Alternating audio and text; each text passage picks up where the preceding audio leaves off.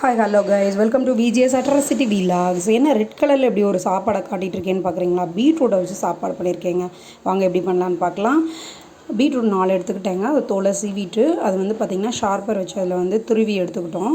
ஓகேங்களா? அதுக்கப்புறமா குக்கரை அடுப்பில் வச்சுட்டு ஒரு 7 ஸ்பூன் அளவுக்கு ஆயிலுங்க, 1 ஸ்பூன் அளவுக்கு நெய்யுங்க.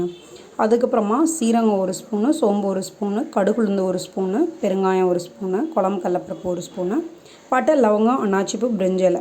ஓகேங்களா? வாசனைக்காக இது எல்லாத்தையுமே இந்த ஆயிலில் சேர்த்துக்கிறோம்.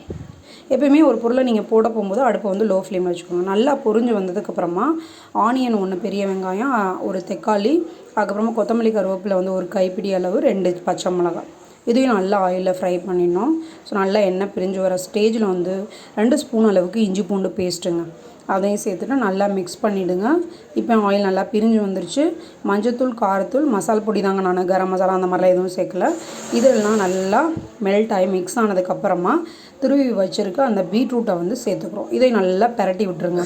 எல்லாம் மிக்ஸ் ஆனதுக்கப்புறமா அரிசி ஆல்ரெடி ஊற வச்சுருக்கேன். அந்த அரிசிக்கு தேவையான தண்ணியை நம்ம சேர்த்துக்கிறோம். உங்கள் வீட்டில் இருக்க எந்த அரிசி வேணால் நீங்கள் எடுத்துக்கோங்க. அதில் எவ்வளோ தண்ணி சேர்ப்பீங்களோ அதே அளவு தான். இதுக்காக கூட சேர்க்கணும் அப்படின்றதுலாம் எதுவுமே கிடையாது. இப்போ ஒரு லைட்டாக கொதி வந்த உடனே அரிசி ஆட் பண்ணிக்கிறேன்.